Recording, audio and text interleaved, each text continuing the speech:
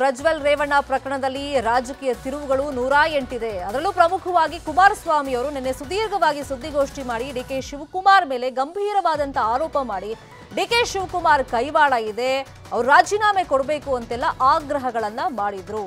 So HDK ಹೇಳಿಕೆಗೆ DCM DK Shivakumar ತಿರುಗೇಟನ್ನ ಕೊಟ್ಟಿದ್ದಾರೆ.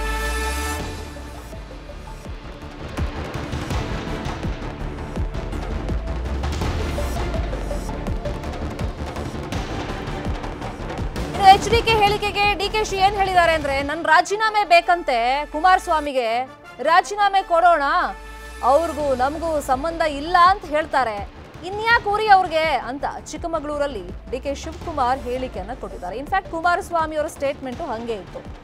ಫಸ್ಟಿಗೆ ನಮಗೂ ಅವ್ರಿಗೂ ಸಂಬಂಧ ಇಲ್ಲ, ದೇವೇಗೌಡರು ನಮ್ಮ ಫ್ಯಾಮಿಲಿ ಅವ್ರ ಫ್ಯಾಮಿಲಿ ಬೇರೆ ಬೇರೆ, ಯಾಕೆ ಪದೇ ಪದೇ ನಮ್ಮ ಮನೆ ಮುಂದೆ ಬಂದು ನೀವು ಕಾಯ್ತೀರಾ ಅಂತೆಲ್ಲ ಹೇಳಿ ಮೀಡಿಯಾದವ್ರಿಗೂ ಪ್ರಶ್ನೆಯನ್ನ ಮಾಡಿದ್ರು. ಈಗ ನೋಡಿದ್ರೆ ಹೌದು ನಮ್ಮ ಕುಟುಂಬನೇ ಅಂತ ನಿನ್ನೆ ಒಪ್ಕೊಂಡ್ರು. ಕುಮಾರಸ್ವಾಮಿ ಕಿಂಗ್ ಆಫ್ ಬ್ಲ್ಯಾಕ್ ಮೇಲ್, ಎಲ್ಲ ಆಫೀಸರ್ಸ್ಗೆ ಅವರು ಹೆದರಿಸ್ತಾ ಇದ್ದಾರೆ ಅಂತ ಡಿಕೆಶಿ ಹೇಳಿದ್ದಾರೆ.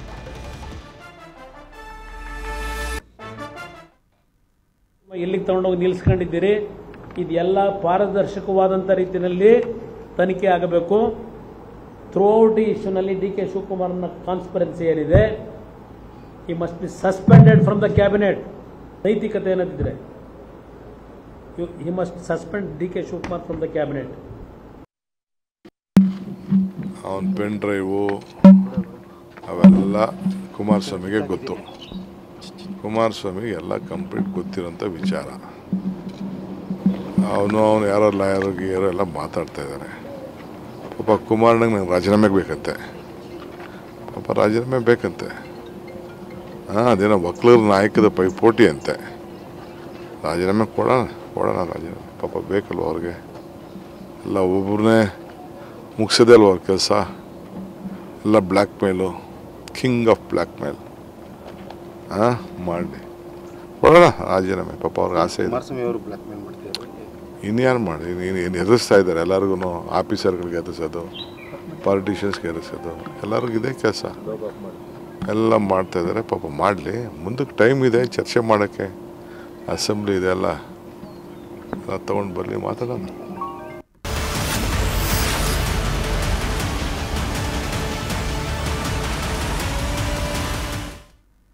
ಶಾಸಕ ರೇವಣ್ಣ ಬೇಲ್ ಅರ್ಜಿ ವಿಚಾರಣೆ ಇವತ್ತು ನಡೆಯುತ್ತೆ. ಇನ್ಫ್ಯಾಕ್ಟ್ ಸದ್ಯಕ್ಕೆ ಮುಂದೂಡಿಕೆ ಆಗಿದೆ. ಮಧ್ಯಾಹ್ನ 2:45ಕ್ಕೆ ಕೋರ್ಟ್ ವಿಚಾರಣೆಯನ್ನ ಮುಂದೂಡಿಕೆ ಮಾಡಿದೆ.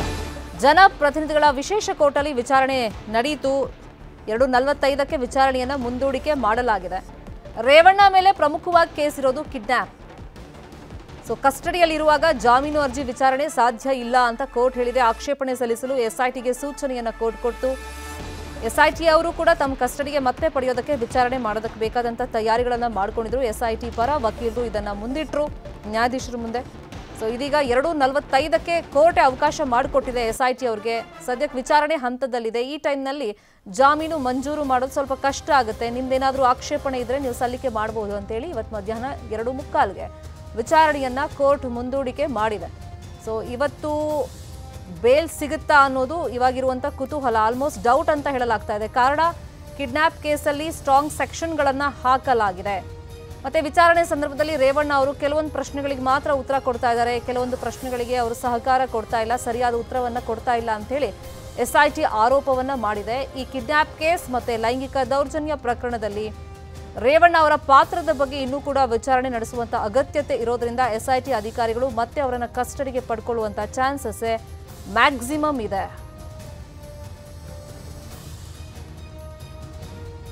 ಕೆಆರ್ ನಗರ ಠಾಣೆಯಲ್ಲಿ ಕಿಡ್ನಾಪ್ ಕೇಸನ್ನು ದಾಖಲು ಮಾಡಲಾಗಿತ್ತು. ಸಂತ್ರಸ್ತೆಯ ಪುತ್ರ ಕಿಡ್ನಾಪ್ ಕೇಸನ್ನು ಕೊಟ್ಟಿದ್ರು. ಆ ಟೈಮ್ನಲ್ಲಿ ಅವರು ಹೇಳಿದ್ದು ರೇವಣ್ಣ ಅವ್ರು ಕರೀತಿದ್ದಾರೆ ಅಂತೆ, ಭವಾನಿ ರೇವಣ್ಣ ಕರೀತಾ ಇದ್ದಾರೆ, ನೀವು ಬರಬೇಕು ಅಂತ ಹೇಳಿ ಮಹಿಳೆಯನ್ನ ಕರ್ಕೊಂಡು ಹೋಗಿದ್ರು ಅಂತ ಹೇಳಿ ಆ ಮಹಿಳೆಯ ಪುತ್ರ ಕಂಪ್ಲೇಂಟ್ ಅನ್ನು ಕೊಟ್ಟಿದ್ರು. ಆ ಕಿಡ್ನಾಪ್ ಕೇಸ್ ತುಂಬಾ ಸ್ಟ್ರಾಂಗ್ ಆಗಿದೆ. ಆ ಕೇಸಲ್ಲೇ ರೇವಣ್ಣ ಅವರ ಬಂಧನ ಆಗಿರೋದು.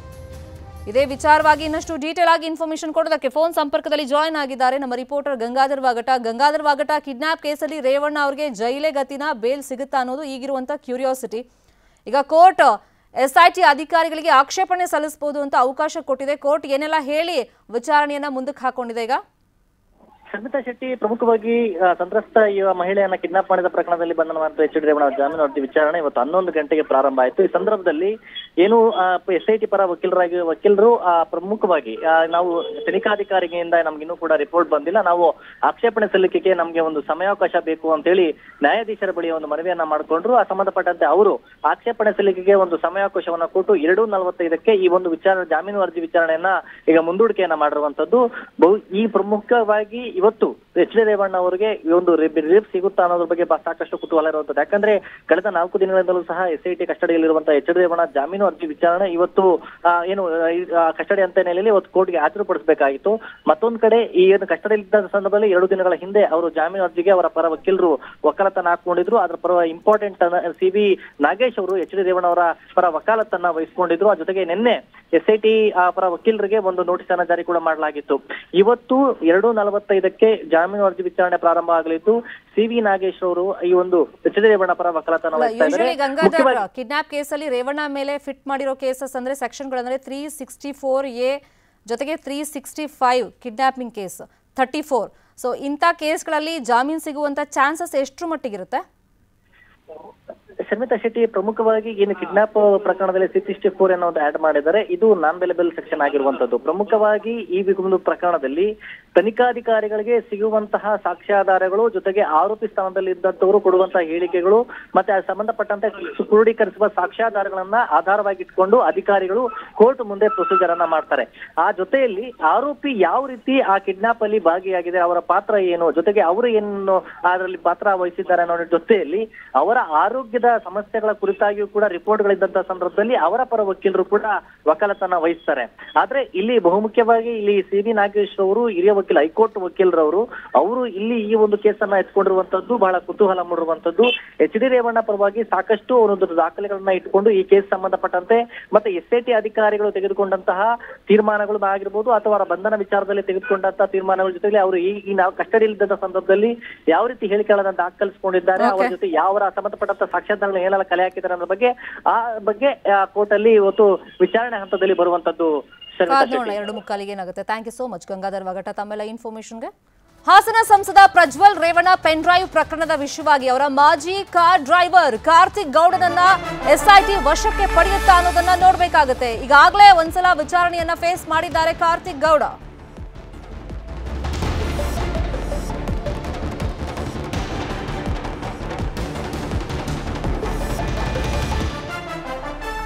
ಲಾಸ್ಟ್ ಟೈಮ್ ವಿಚಾರಣೆ ಫೇಸ್ ಮಾಡಿದಾಗ ಕಾರ್ತಿಕ್ ಗೌಡಗೆ SIT ಅಧಿಕಾರಿಗಳು ಹೇಳಿದ್ರು ಮತ್ತೆ ಅಗತ್ಯತೆ ಇದ್ರೆ ವಿಚಾರಣೆಗೆ ನಾವು ಕರಿತೀವಿ, ಆಗ ಬರಬೇಕು ಅಂತ ಹೇಳಿ. ಇಲ್ಲಿ ಕಾರ್ತಿಕ್ ಪೆನ್ ಡ್ರೈವ್ ಹಂಚಿಕೆಯಲ್ಲಿ ಪ್ರಮುಖ ಪಾತ್ರಧಾರಿ ಅಂತ ಹೇಳಲಾಗ್ತಿತ್ತು. ಕಾರಣ ಲಾಸ್ಟ್ ಟೈಮ್ ಅಜ್ಞಾತ ಸ್ಥಳದಲ್ಲಿ ಕುತ್ಕೊಂಡು ಕಾರ್ತಿಕ್ ಗೌಡ ವಿಡಿಯೋ ರಿಲೀಸ್ ಮಾಡಿದಂಥ ಟೈಮ್ನಲ್ಲಿ ನಾನು ನೊಂದಿದ್ದೆ, ನನ್ನ ಹತ್ರ ಪೆನ್ ಡ್ರೈವ್ ಇತ್ತು, ಅದನ್ನು ನಾನು ದೇವರಾಜೇಗೌಡರಿಗೆ ಕೊಟ್ಟಿದ್ದೆ, ಅವ್ರು ಲೀಕ್ ಮಾಡಿದ್ದಾರೆ ಅಂತ ಗಂಭೀರ ಆರೋಪ ಮಾಡಿದ್ರು.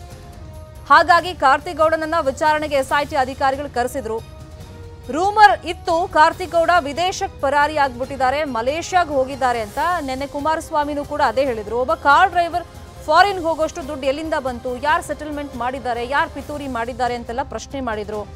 ಅದಕ್ಕೆ ಉತ್ತರವನ್ನ ಕಾರ್ತಿಕ್ ಗೌಡ ಕೊಟ್ಟಿದ್ದಾರೆ. ನಾನು ಎಲ್ಲೂ ಹೋಗಿಲ್ಲ, ಮಲೇಷ್ಯಾಗೂ ಹೋಗಿಲ್ಲ, ಯಾವ ಫಾರಿನ್ ಕಂಟ್ರಿಗೂ ಹೋಗಿಲ್ಲ, ಹೊಳೆ ನರಸೀಪುರದ ಕಡವಿನ ಕೋಟೆಯಲ್ಲೇ ನಾನು ಇದ್ದೀನಿ ಅಂತ ಅವ್ರು ಹೇಳ್ಕೊಂಡಿದ್ದಾರೆ.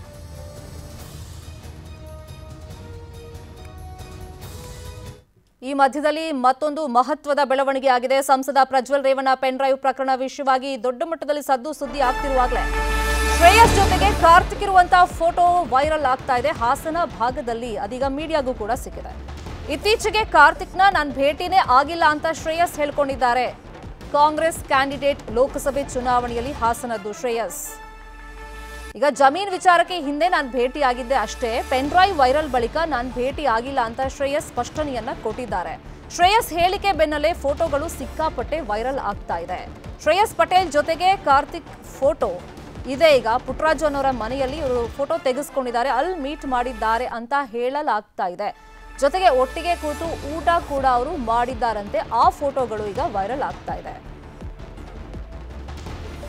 ಡಿಕೆ ಶಿವಕುಮಾರ್ಗೆ ಪೆನ್ ಡ್ರೈವ್ ಅನ್ನ ತಲುಪಿಸಿದ್ದು ಇದೆ ಪುಟ್ಟರಾಜು ಅಂತಾನೂ ಆರೋಪ ಇದೆ. ಈ ಕಾರ್ತಿಕ್ ಪ್ರಜ್ವಲ್ ರೇವಣ್ಣ ಮಾಜಿ ಕಾರ್ ಡ್ರೈವರ್, ಆತನ ಹತ್ರ ವಿಡಿಯೋಸ್ ಇತ್ತು, ಪೆನ್ ಡ್ರೈವ್ ಇತ್ತು. ಆತ ಮೀಟ್ ಮಾಡಿರೋದು ಕಾಂಗ್ರೆಸ್ ಕ್ಯಾಂಡಿಡೇಟ್ ಆಗಿರುವಂತ ಶ್ರೇಯಸ್ ಪಟೇಲ್ ಅವ್ರನ್ನ. ಪುಟ್ಟರಾಜು ಅನ್ನೋರ ಮನೆಯಲ್ಲಿ ಇಬ್ರು ಕೂಡ ಮೀಟ್ ಮಾಡಿದ್ದಾರೆ, ಒಟ್ಟಿಗೆ ಊಟ ಮಾಡಿದ್ದಾರೆ. ಆ ಫೋಟೋಸ್ ಕೂಡ ನಾವು ಡಿಸ್ಪ್ಲೇ ಮಾಡಿ ಸ್ಕ್ರೀನ್ ಮೇಲೆ ತೋರಿಸ್ತಾ ಇದ್ದೀವಿ. ಅಲ್ಲೆಲ್ಲ ಮಾತುಕತೆಯಾಗಿ ಪುಟ್ಟರಾಜು ಮುಖಾಂತರ ಆ ಪೆನ್ ಡ್ರೈವ್ ನ ವಿಡಿಯೋಗಳನ್ನ ಡಿಕೆ ಶಿವಕುಮಾರ್ಗೆ ತಲುಪಿಸಲಾಗಿತ್ತು ಅಂತ ಹೇಳಲಾಗ್ತಾ ಇದೆ. ಯಾರ ಮುಖಾಂತರ ಅಂತ ಇವ್ರು ಹೇಳ್ತಿರೋದು ಅಂದ್ರೆ ದೇವರಾಜೇಗೌಡರ ಮುಖಾಂತರ. ಒಂದ್ ಸೆಕೆಂಡ್ ಅವ್ರ ಹೆಸರು ಮುನ್ನೆಲೆಗೆ ಬಂದಿದೆ. ನನಗೆ ಕಳೆದ MLA ಚುನಾವಣೆಯಲ್ಲಿ ನಾನು ಭೇಟಿಯಾಗಿದ್ದು ನಿಜ. ಯಾವ ವಿಷಯಕ್ಕೆ ಅದೇ ಜಮೀನು ವಿಷಯಕ್ಕೆ ಭೇಟಿಯಾಗಿದ್ದೆ. ಈ ವಿಷಯವಾಗಿ ಸುಮ್ಮನೆ ನಾನು ಅವ್ರ ಮೇಲೂ ದೂರದಲ್ಲ, ಯಾರ ಮೇಲೂ ದೂರದಲ್ಲ, 100ಕ್ಕೆ 100 ಸುಳ್ಳು. ಅವ್ರ ಇಷ್ಟ ನನಗೆ ಭೇಟಿನೂ ಆಗಿಲ್ಲ, ಈ ವಿಷಯ ಬಗ್ಗೆ ನನ್ನ ಪ್ರಸ್ತಾಪನೆ ಆಗಿಲ್ಲ. ಇದೇ ವಿಚಾರವಾಗಿ ಇನ್ನಷ್ಟು ಡೀಟೇಲ್ ಆಗಿ ಇನ್ಫಾರ್ಮೇಶನ್ ಕೊಡೋದಕ್ಕೆ ನೇರ ಸಂಪರ್ಕದಲ್ಲಿ ಜಾಯ್ನ್ ಆಗಿದ್ದಾರೆ ನಮ್ಮ Hassan reporter Krishnamurthy. Pen drive ಪ್ರಕರಣ ಎಲ್ಲಿಂದ ಎಲ್ಲಿಗೋ ಲಿಂಕ್ ಕೊಡ್ತಾ ಇದೆ. ಇನ್ಫ್ಯಾಕ್ಟ್ ಎಲ್ಲಿಂದ ಇದು ಲೀಕ್ ಆಯಿತು ಆ ಮೂಲ ಹುಡುಕೋದೇ ಈಗ SITಗೆ ಇರುವಂತ ಒಂದು ಟಾಸ್ಕ್ ಆಗಿದೆ. ಸೊ ಇಲ್ಲಿ ಶ್ರೇಯಸ್ ಪಟೇಲ್ ಜೊತೆ ಗುರುತಿಸ್ಕೊಂಡಿದ್ದಾರೆ, ಬಟ್ ಇದು ಹಳೆ ಫೋಟೋ ಅಂತ ಶ್ರೇಯಸ್ ಪಟೇಲ್ ಸ್ಪಷ್ಟನೆ ಕೊಟ್ಟಿದ್ದಾರೆ. ಇನ್ನೊಂದು ಕಡೆ ಕಾರ್ತಿಕ್ ಗೌಡ ವಿಚಾರಣೆ ಫೇಸ್ ಮಾಡಿದ್ದಾರೆ, ಮತ್ತೆ ಅವ್ರನ್ನ ಕರೆಸುವಂತ ಚಾನ್ಸಸ್ ಯಾವಾಗ ಕರೆಸಬಹುದು?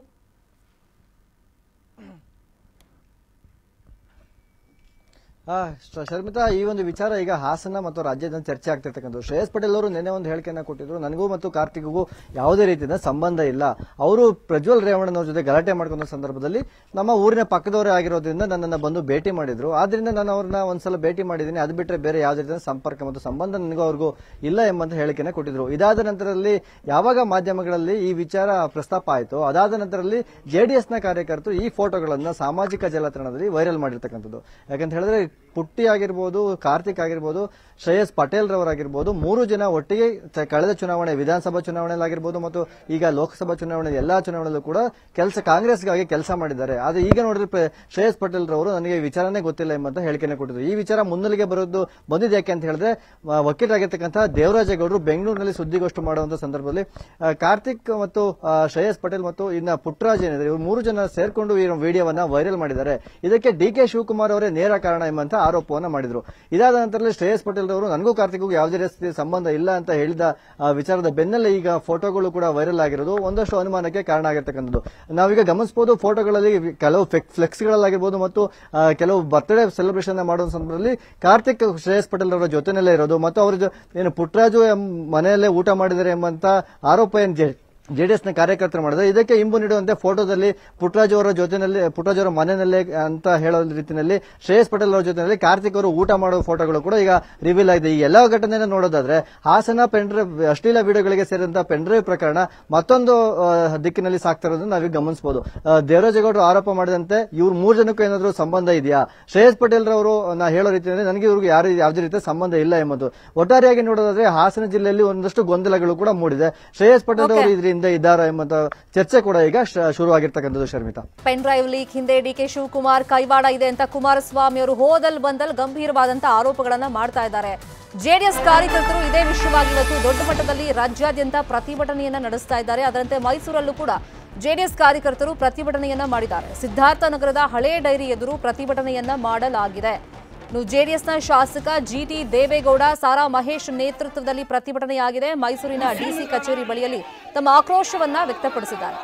JDS ಅವರ ಆಗ್ರಹ, SIT ತನಿಖೆ ಆದ್ರೆ ತಮ್ಮ ವಿರುದ್ಧವಾಗಿ ಅದು ರಿಸಲ್ಟ್ ಬರುತ್ತೆ, ತನಿಖಾ ವರದಿಯನ್ನ ಕೊಡ್ತಾರೆ.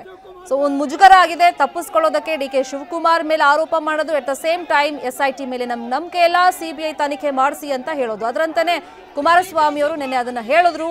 ಅದೇ ವಿಷಯವಾಗಿ JDSನವರು ಕೂಡ ಇವತ್ತು SIT ತನಿಖೆ ಮೇಲೆ ನಮ್ಗೆ ನಂಬಿಕೆ ಇಲ್ಲ, CBIಗೆ ವಹಿಸಬೇಕು ಅಂತ ಹೇಳಿ ಒತ್ತಾಯ ಮಾಡಿ ಪ್ರತಿಭಟನೆಯನ್ನ ಮಾಡ್ತಾ ಇದ್ದಾರೆ.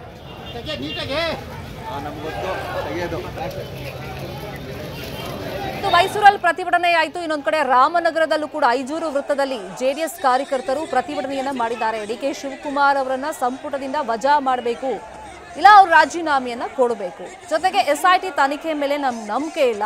SIT ಅಂತಂದ್ರೆ ಅದು ಸಿದ್ದರಾಮಯ್ಯ ಇನ್ವೆಸ್ಟಿಗೇಷನ್ ಟೀಮ್ ಆಗುತ್ತೆ, ಶಿವಕುಮಾರ್ ಇನ್ವೆಸ್ಟಿಗೇಷನ್ ಟೀಮ್ ಆಗುತ್ತೆ, ನಮ್ಗೆ ಅದ್ರ ಮೇಲೆ ನಂಬಿಕೆ ಇಲ್ಲ, CBI ತನಿಖೆ ಆಗಬೇಕು ಅನ್ನೋ ಆಗ್ರಹವನ್ನ ಮುಂದಿಟ್ಟು ಈ ಪ್ರಕರಣದಲ್ಲಿ ರಾಮನಗರದಲ್ಲೂ ಕೂಡ ಪ್ರತಿಭಟನೆಯನ್ನ ಮಾಡಿದ್ದಾರೆ.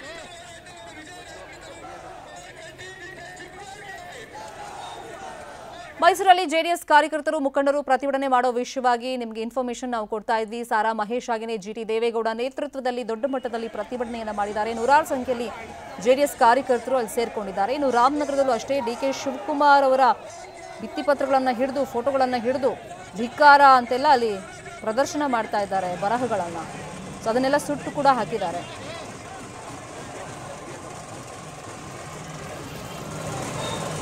ಕುಮಾರಸ್ವಾಮಿ ಅವರು ಮಹಾನಾಯಕನ ಕೈವಾಡದಿಂದಲೇ ಪೆನ್ ಡ್ರೈವ್ ಹೊರಗಡೆ ಬಂದಿದೆ, ಲೀಕ್ ಮಾಡಿದ್ದೆ ಆ ಮಹಾನಾಯಕ ಅಂತ ನೇರವಾಗಿ ಡಿ.ಕೆ. ಶಿವಕುಮಾರ್ ಅವರ ಮೇಲೇನೆ ಗಂಭೀರವಾದಂಥ ಆರೋಪವನ್ನು ಮಾಡಿದ್ದಾರೆ. ಜೊತೆಗೆ ದೇವೇಗೌಡರ ಫ್ಯಾಮಿಲಿಯನ್ನು ಮುಗಿಸೋಕೆ ಡಿ.ಕೆ. ಶಿವಕುಮಾರ್ ಹೊರಟಿದ್ದಾರೆ, ಯಾವುದೇ ಕಾರಣಕ್ಕೂ ಇದಾಗಲ್ಲ ಅಂತಲೂ ಕೂಡ ಸವಾಲನ್ನು ಹಾಕಿದ್ದಾರೆ. ಮೈಸೂರಲ್ಲಿ ಜೆಡಿಎಸ್ ಕಾರ್ಯಕರ್ತರು ಮುಖಂಡರು ಪ್ರತಿಭಟನೆ ಮಾಡಿರೋ ವಿಷಯವಾಗಿ ಇನ್ನಷ್ಟು ಡೀಟೇಲ್ ಆಗಿ ಇನ್ಫಾರ್ಮೇಶನ್ ಕೊಡೋದಕ್ಕೆ ಫೋನ್ ಸಂಪರ್ಕದಲ್ಲಿ ಜಾಯಿನ್ ಆಗಿದ್ದಾರೆ ನಮ್ಮ ಮೈಸೂರು ರಿಪೋರ್ಟರ್ ಆನಂದ್. ಜಿಟಿ ದೇವೇಗೌಡರು ಸಾರಾ ಮಹೇಶ್ ನೇತೃತ್ವದಲ್ಲಿ ಪ್ರತಿಭಟನೆ ಆಯಿತು. ಈ ಸಂದರ್ಭದಲ್ಲಿ ಜಿಲ್ಲಾಧಿಕಾರಿಗೆ ಏನಾದರೂ ಮನವಿ ಕೊಟ್ಟಿದ್ದಾರಾ ಅಥವಾ ಪ್ರತಿಭಟನೆಗೆ ಮಾತ್ರ ಸೀಮಿತ ಆಯ್ತಾ? ಶರ್ಮಿತಾ, ಏನು ಪ್ರಜ್ವಲ್ ರೇವಣ್ಣ ಪೆನ್ ಡ್ರೈವ್ ಪ್ರಕರಣಕ್ಕೆ ಸಂಬಂಧಿಸಿದಂತೆ ಜೆಡಿಎಸ್ ಕಾರ್ಯಕರ್ತರು ರಾಜ್ಯಾದ್ಯಂತ ಪ್ರತಿಭಟನೆಯನ್ನ ಮಾಡ್ತಿದ್ದಾರೆ. ಅದೇ ರೀತಿ ಮೈಸೂರಿನಲ್ಲೂ ಕೂಡ ಇವತ್ತು ಬೃಹತ್ ಪ್ರತಿಭಟನೆಯನ್ನ ಮಾಡಿರುವಂತದ್ದು. ಏನು ಪೆನ್ ಡ್ರೈವ್ ವಿವಾದ ಡಿ.ಕೆ. ಶಿವಕುಮಾರ್ ಹಾಗೂ ಶಿವರಾಮೇಗೌಡರ ವಿರುದ್ಧ ಆಕ್ರೋಶದ ಮಾತುಗಳನ್ನಾಡಿದ ಜೆಡಿಎಸ್ ಕಾರ್ಯಕರ್ತರು ಹಾಗೂ ನಾಯಕರು, ನಮಗೆ ಎಸ್ಐಟಿ ತನಿಖೆ ಮೇಲೆ ನಂಬಿಕೆ ಇಲ್ಲ, ಎಸ್ಐಟಿಯ ಕೆಲವು ಅಧಿಕಾರಿಗಳು ಸರ್ಕಾರದ ಕೈಗೊಂಬೆ ಅಂತ ವರ್ತಿಸುತ್ತಿದ್ದಾರೆ, ಹಾಗಾಗಿ ಈ ಪ್ರಕರಣವನ್ನ ಸಿಬಿಐಗೆ ಅಥವಾ ನ್ಯಾಯಾಂಗ ತನಿಖೆಗೆ ನೀಡಬೇಕು ಅಂತ ಮೈಸೂರು ಜಿಲ್ಲಾಧಿಕಾರಿಗಳಾದ ಕೆ.ವಿ. ರಾಜೇಂದ್ರ ಅವರಿಗೆ ಮನವಿ ಪತ್ರವನ್ನ ಕೊಟ್ಟಿರುವಂತದ್ದು. ಅಲ್ಲದೆ ಸರ್ಕಾರ ಹಾಗೂ ಡಿ.ಕೆ. ಶಿವಕುಮಾರ್ ವಿರುದ್ಧ ಆಕ್ರೋಶದ ನುಡಿಗಳನ್ನ ಆಡಿರುವಂತದ್ದು. ಶರ್ಮಿತಾ, ಥ್ಯಾಂಕ್ ಯು ಆನಂದ್ ತಮ್ಮೆಲ್ಲ ಇನ್ಫಾರ್ಮೇಶನ್ಗೆ.